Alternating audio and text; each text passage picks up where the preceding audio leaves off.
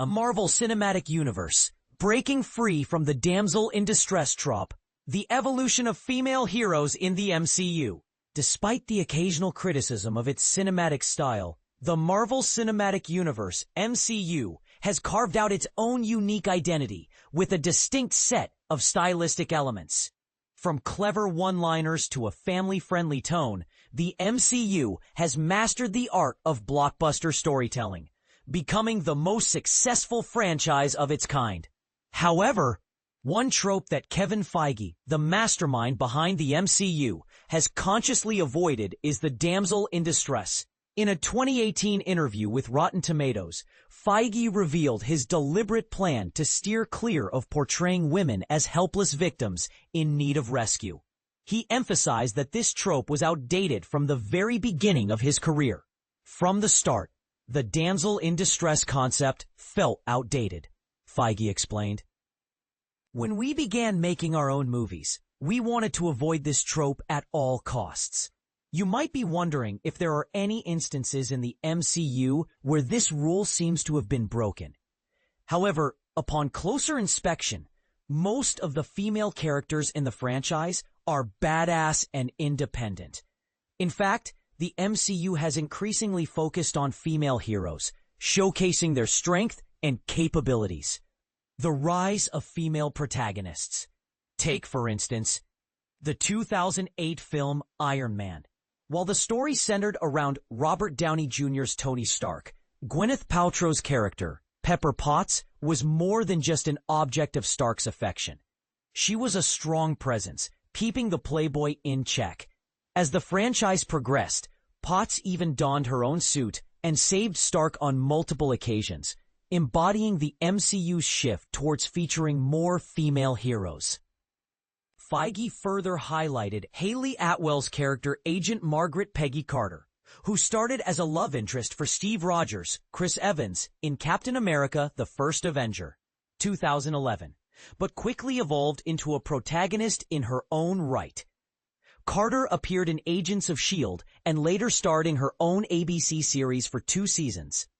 Feige praised Carter's character, saying, "She is unbelievably capable, especially considering the challenges women faced in rising through the military ranks during the 1940s. We aim to create female characters as strong and capable as our male heroes." And as the franchise grew, this became even more evident. The arrival of Captain Marvel in 2019 marked a significant milestone for the MCU. As Marvel's first female superhero movie, Captain Marvel was a commercial and critical success, grossing over $1.1 billion and maintaining a 79% Rotten Tomatoes score. Feige saw this as a testament to the franchise's commitment to celebrating female heroes, stating, "Brie Larson is currently on set filming Captain Marvel, and we're only a few weeks into production." The delayed arrival of female heroes. While the MCU's efforts to showcase female heroes are commendable, some argue that the timing could have been better. Feige's shift towards female-led stories coincided with a decline in the overall quality of the franchise. The MCU entered a turbulent phase, with fans becoming disengaged amid a surge of mediocre streaming series and generic blockbusters. Kevin Feige also highlighted the female characters in Ryan Coogler's Black Panther, including Okoye, Denai Guerrera, Nakia, Lupita Nyong'o, and Shuri, Letitia Wright. He praised their iconic status, saying, "People are already asking for their own movies, especially a Shuri movie. I want to see that more than anyone, and it's a testament to the film, the actresses, and the world's readiness for these types of characters on screen."